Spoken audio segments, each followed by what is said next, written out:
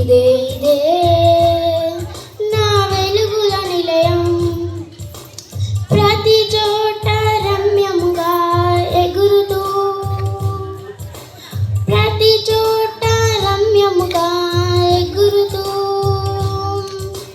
పొందుచుండే జనులందరి ఆదరణ, పొందుచుండే జనులందరి ఆదరణ. ఇదే ఇదే నా భారతదేశం, ఇదే ఇదే నా వెలుగుల నిలయం. ఈ నా జాతి పతాకాన్ని గర్వంగా ఎగరేసేను, ఈ